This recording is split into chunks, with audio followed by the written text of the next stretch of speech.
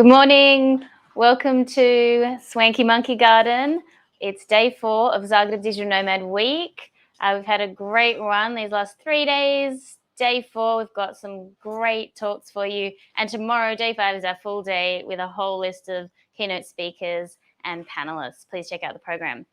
Next up, we're really fortunate to have Kathleen DePaulo, all the way from Down Under, streaming in to talk to us about international taxes for digital nomads. So, hi Kathleen, I'm handing it over to you. Enjoy.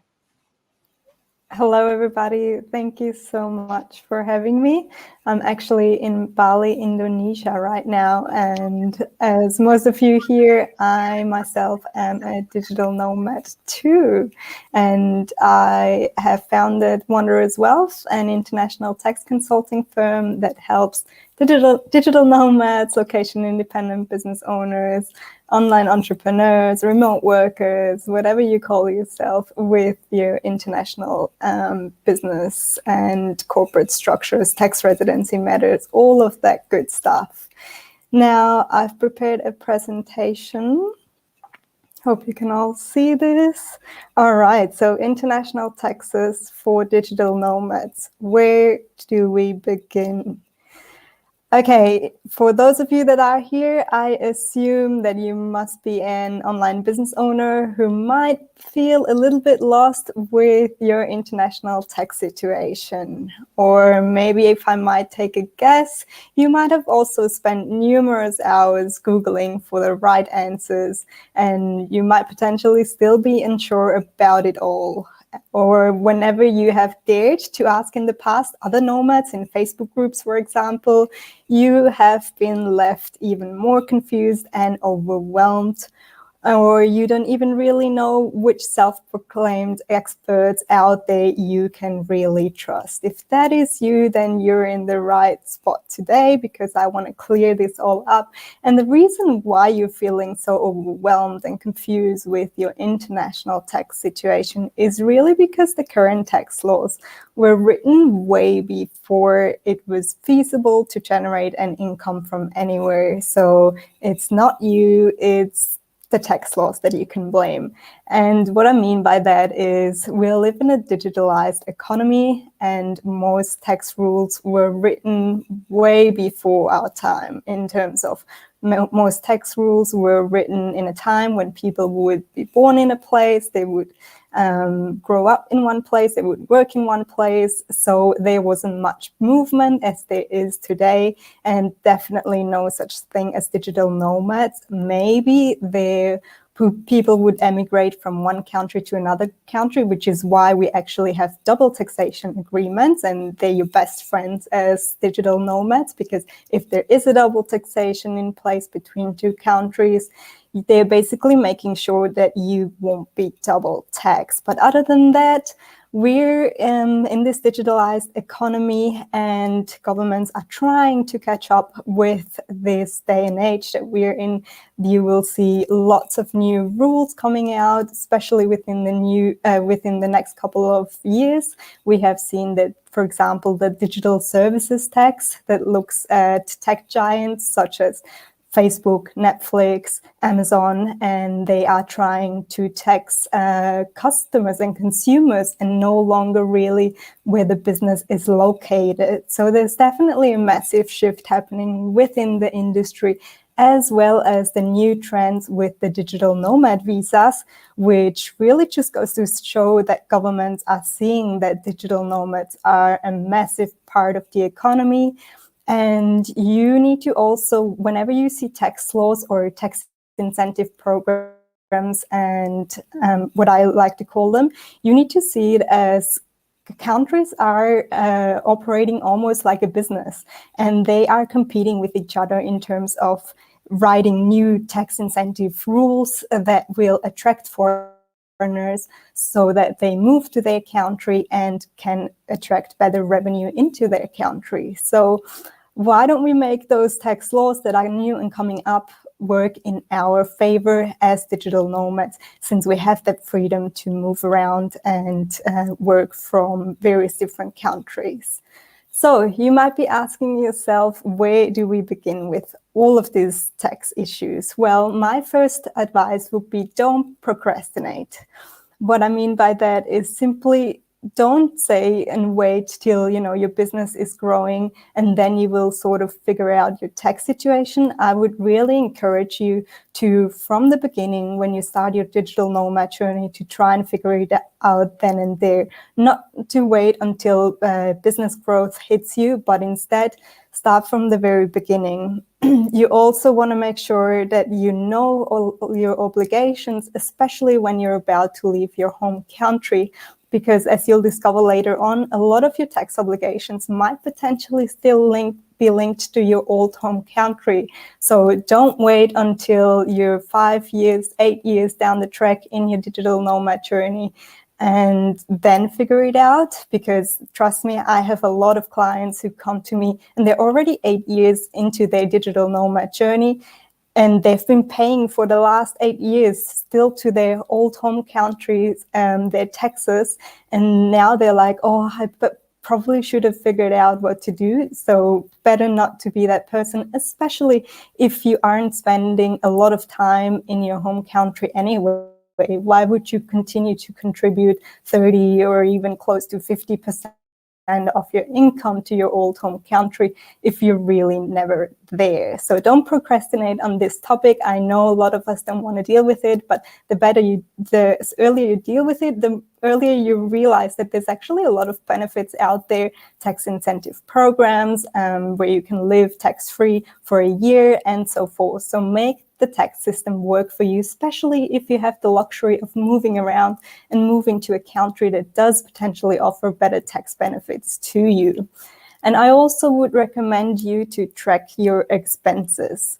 And not just your expenses, I would really try to have a bookkeeping system in place and also record keeping system in place, even of your travels, of how much you're moving around, especially for my Americans. You really need to track what your movements are, how much time you're spending inside of your old home country, and whatever other countries you might be visiting, and definitely also what your expenses are when it comes to running your business, the invoices and receipts that are coming in, because the more of an idea you have of what's going in and out, the more you can play around with those numbers and make them work for you, the more of an idea you will have of what you might need to be putting aside in terms of your taxes, whether it's going to be 30% or 50%. So try and stay on top of these things, although they're not very attractive. I promise you, if you are staying on top of it, you will be able to use them to your benefit. And also ask yourself where you're currently at. What do I mean by this? Well, you want to be asking yourself whether you are a freelancer, whether you've just started out in your digital nomad journey, or whether you're still at the hobby stage. Maybe you're a hobby photographer or a hobby videographer, and you want to look whether this is possible to make an income from this, to make a living for the future on this, or maybe you are self-employed, or you might be already a business owner. So look at where you're currently at in your journey and start from there, because a freelancer will have definitely different tax benefits available to them than a potential business owner might already have. And also ask yourself not only where are you at today, but also where are you trying to be in 3 to 5 years? Is this really the lifestyle for you? And if so, then you might potentially be looking at wanting to grow this business opportunity more, and therefore a business setup might be the right thing for you. Now, there is no right or wrong. There's just different timelines. I would say a lot of people start out as freelancers, doing some jobs and have a few clients here and there. And then as they go on with time, they will progress into whenever they feel ready that they might need an actual business setup. Now, in terms of taxes, the benefits is that usually freelancers and self-employed you will have to pay taxes on your personal income tax rate, and that is in most countries a progressive tax rate. So the more you earn, the more you will owe in taxes. However, business taxes, if you do have a setup as a business, they will usually be way lower than the personal income tax rates. So that's one of the reasons why it might be very beneficial to, when you are clear that you want to grow a business, to go and set up a business entity, because you will be able to save a whole lot more in taxes. Plus, you're able to write off things, you're able to tax deduct things, you're able to carry on losses from previous years, as opposed to individuals who can't really do all of those things. So evaluate and have that conversation with yourself as well. Where are you at in your journey? Where are you trying to move towards in the future as well? And one very important thing that I would say as well is, don't just simply go and copy and paste someone else's tax strategy. I see that happening a lot, especially with digital nomads. We're in co-working spaces, in co-living spaces. We start talking to each other. We start telling each other, you know, or someone might have moved to Panama and is now tax-free. Just because it worked for someone else doesn't necessarily mean that it will also work for you. There's so many factors that will go into having a tax strategy, and therefore I wouldn't necessarily just copy and paste it. Definitely first make sure that someone else's strategy could also apply to your situation, because there's so many different factors: where you're from, where you're going, what your plans are for the futures, that go into a tax strategy. So here it is. Your tax situation depends on not only where you're from, yes, that as well, where your home country is, whether you're from the USA, that situation will look very different to someone who's from South Africa or from Germany or from Australia. But it also depends on how much you travel. Are you a digital nomad who moves around every month, or are you a digital nomad who loves the slow traveling lifestyle and you stay in every place for at least 6 months? And it also depends on how much you're currently earning and what your earning potential will be for the future as well. There are a lot of times tax incentives that are available for smaller entrepreneurs or freelancers, and then there are other tax incentives available for small business owners or businesses that make a turnover of less than $1 million. So depending on where you're at and what your current situation is, you will be able to access those benefits. And also your tax situation will depend on whether you have a permanent residence somewhere. You might not be at that permanent residence, and what a permanent residence is usually a home. So whether or not you have a home available somewhere in a country, and whether you're currently there or whether you're moving around, those are all factors that you will need to take into consideration, depending on the flexibility of your tax strategy. So what do you need to know when it comes to international taxes? Well, I know that digital nomads like to throw around the 183-day rule. And it's a great general rule, a great rule of thumb. But I would say be very careful with this rule. It is not as simple as just because you don't stay for longer than 6 months in one place, you won't have to pay taxes to that country. A lot of times, the 183-day rule is way more complex than that. Actually, in some countries, for example, in Malaysia, it is 182-day rule. And yet in another country it can be 91 days. And in other places, you can potentially have a tax obligation with the country on the day that you decide to move there and rent a place. So be very, very careful with this 183-day rule. It's not as simple as that. And many times there's also what we call a factors ties test that comes into play, meaning how many factors do you actually have with a new place or country that you move to. And that in many cases is actually the first test that we look at even before the 183 day.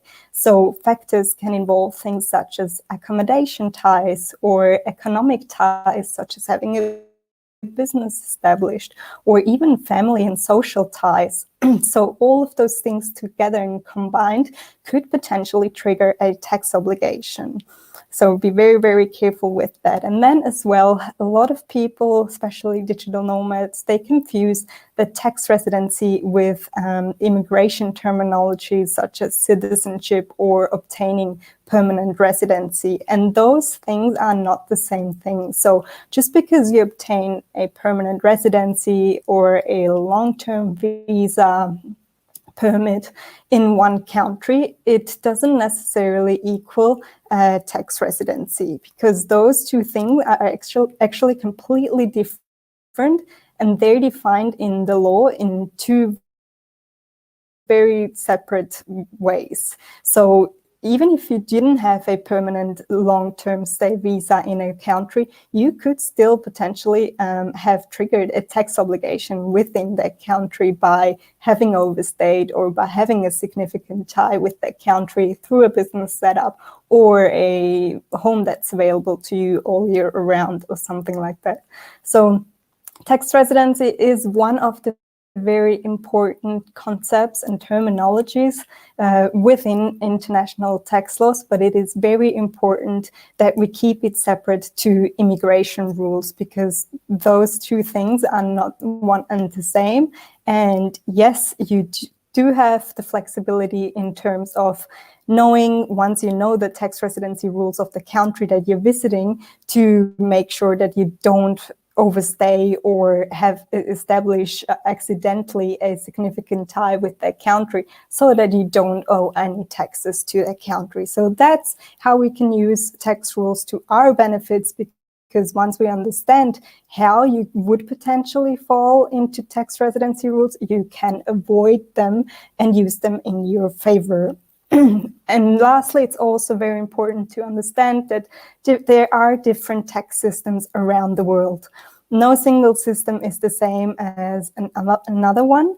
And we will specifically see that when we look at the American tax system, that is a citizenship tax-based system. So basically in the USA, if you are from the USA, you will forever have to pay taxes in America for as long as you have citizenship of that country, as opposed to if you are from Germany or if you're from Australia or Canada, you don't have to pay taxes once you properly leave the country. I say that, and I want to highlight that, if you properly leave the country, because it is a residency-based system, meaning if you are no longer a resident of that country and you decide to move away, they will think that you are a resident of a new country, therefore you might have a tax obligation in a new country. So you can actually get rid of your tax residencies a lot of the times. So those are three of the most important concepts when it comes to international tax rules. Excuse me. Now to the common strategies for digital nomads. Well, you have a few of them, and those are just a couple that I mentioned here, which is the most common ones for digital nomads, is that you are actually a tax resident of nowhere and you're not liable to pay taxes anywhere. And it happens to a lot of digital nomads because they leave their home country behind and properly get out of the system, and thereby they don't have a tax obligation anymore. It doesn't work for Americans, but for a lot of other nationalities, it actually does work. Would I recommend it? Short term, definitely possible. Long term, I would be very careful with these strategies, just because we are in a digitalized age, and we aren't the only ones to use technology to our advantage, but also governments are starting to use technology to their advantage, and they are starting to track people, and there's so much data sharing going on that it's just in the long run not necessarily going to be possible to not pay taxes anymore. Now, there's also a common strategy where people set up their businesses in a low-tax country. I definitely recommend it for my digital nomads. In fact, I even made a mini course about this.